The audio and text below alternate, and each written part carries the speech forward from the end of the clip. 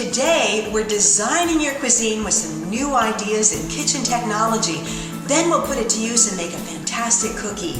Now, normally, I spend a lot of time here in the kitchens at Affinity Kitchens, but there was something going on right outside the door that had me a little curious. So I took my oven mitts off and I went snooping. Wow, nice. I know, upside down though. No, that's okay. Upside down burgers are in. It was Charity Barbecue Lunch Day, and if you know anything about Stephen Clausen and Affinity Kitchens in Scottsdale, it would come as no surprise that this company loves to give back and pay it forward, even in the middle of a busy workday. Hi, Steve. How are you? This looks so good.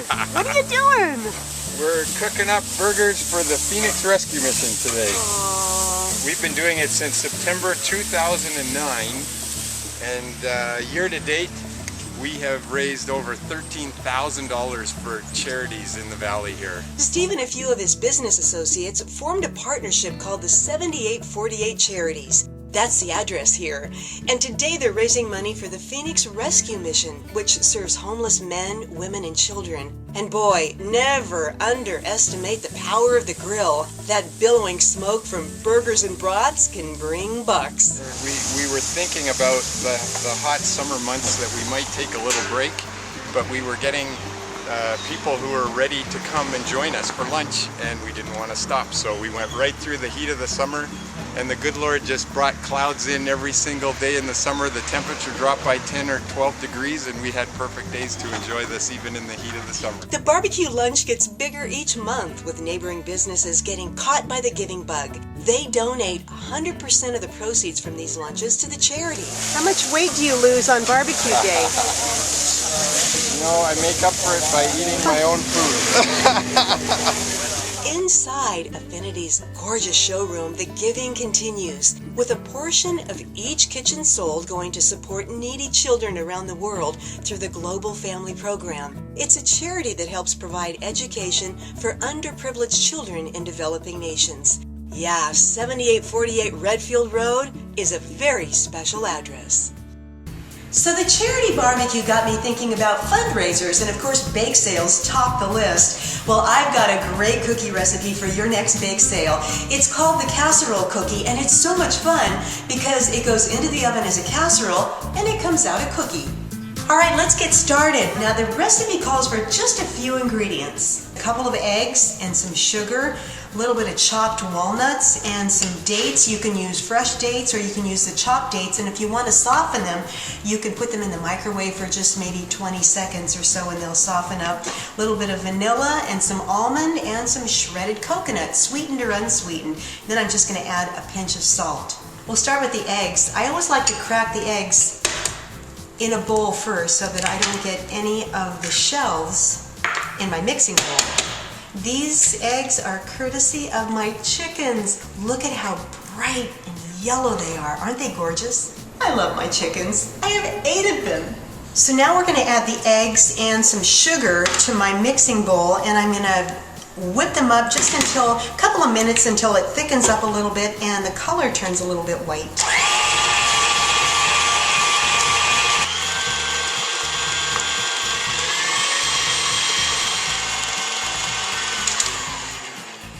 See how that lined up? Now I'm just going to add the remainder of the ingredients one by one.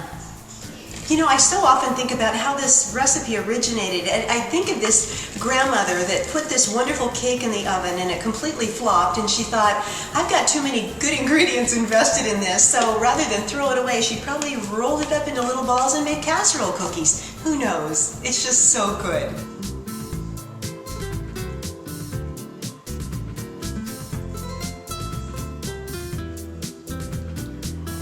That's it. In the oven it goes for about a half an hour. In the meantime, let me show you this kitchen. It's called Zona Cucina, a very smart design that creates individual zones from prep to cooking to cleanup. This kitchen has what every cook loves, a place for everything and easy access to it. Look at this. Talk about maximizing corner space. And roll out shelving that spins. A refrigerator behind beautiful wood cabinetry.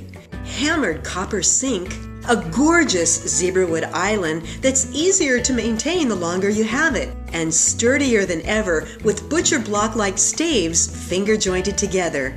And the coffee center, oh yeah. Awesome kitchen, right? Okay, so we're on to the next step, which is to cool the casserole down just a little bit so that we can play with it. And what we want to do is roll it into little balls, then we'll roll it in sugar. It's so gorgeous and it's so delicious. So while it's still warm, I'm going to give it a stir just to cool it down a little bit. It's, yeah, a little bit too hot to play with. Meantime, we'll get our sugar ready. I'm going to add some sugar to a shallow dish. And then I'm going to add a secret ingredient. This is called pixie dust, and it just is going to make that sugar just glimmer like magic. It's so pretty. I think we're ready to turn our casserole into little cookie balls. So you'll want to get your hands greasy with a little bit of butter, or maybe even some spray oil, and that way they don't stick to your hands.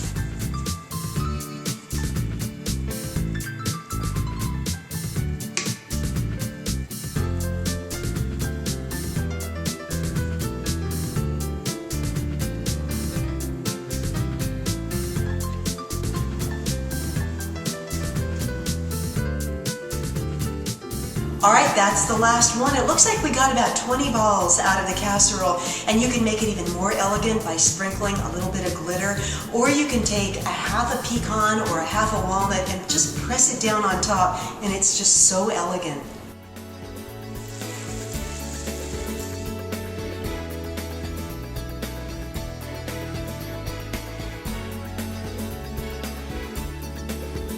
So maybe you'll give this recipe a try for your next bake sale. The recipe is right here, along with all the information about this great kitchen and all the others here at Affinity Kitchens. We'll see you next time when we help design your cuisine.